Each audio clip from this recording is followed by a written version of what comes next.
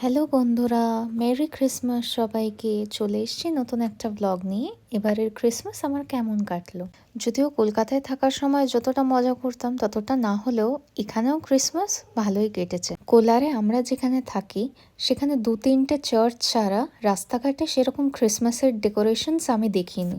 আর বরের হলিডে হওয়ার কারণে আমরা আগে থেকেই মুভির প্ল্যান করে রেখেছিলাম। এখানে ভালো মুভি থিয়েটার বা মল বলতে সেরকম কিছু নেই, তার জন্য ব্যাঙ্গালোর সাইডেই যেতে হয়। তাই সকাল সকাল ঘুম থেকে উঠে তাড়াতাড়ি রেডি হয়েই বেরিয়ে পড়েছিলাম ব্যাঙ্গালোরের উদ্দেশ্যে। হাইওয়ে সাইডের একটা রেস্টুরেন্টে ব্রেকফাস্টও করে নিয়েছিলাম। যেহেতু অনেকটা দূর জার্নি, তাই লাইট খাবারই প্রেফার করেছিলাম। আর এখানের খাওয়ার কোয়ালিটিও বেশ ভালোই ছিল।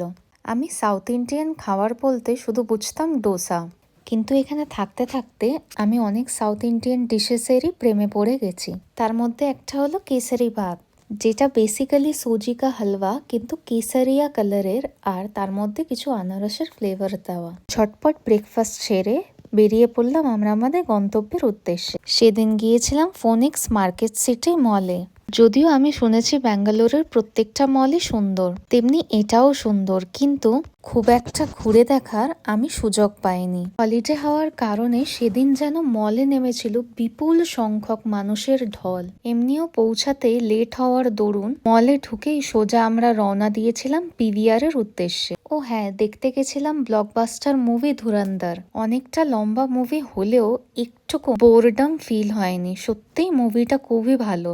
আর এই জন্যই এতদিন ধরে চলার পরও সেদিনও মুভিটা হাউসফুল ছিল। মুভি থেকে বেরোতে বেরোতে অনেকটাই রাত হয়ে যায়। আর হল থেকে বেরিয়ে যখনই মলের ওয়ে দিয়ে নিচে যাওয়ার চেষ্টা করছি, তখনই মনে হচ্ছে এ যেন দুর্গাপুজোর তৃতীয়ার ভিড়। যাকে অনেক স্ট্রাগল করে কোনো রকমে বাইরে বেরোলাম।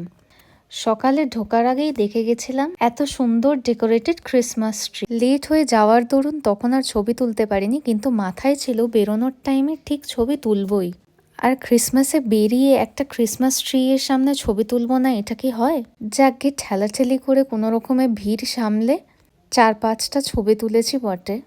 এদিকে পেয়ে গেছে খিদে, আর মলের ফুড কোর্টে যেন জনসমুদ্র, বসার এক চুলও জায়গা ছিল না।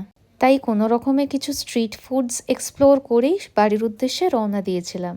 ব্যাস এইভাবেই কেটে গেল আমাদের ক্রিসমাস।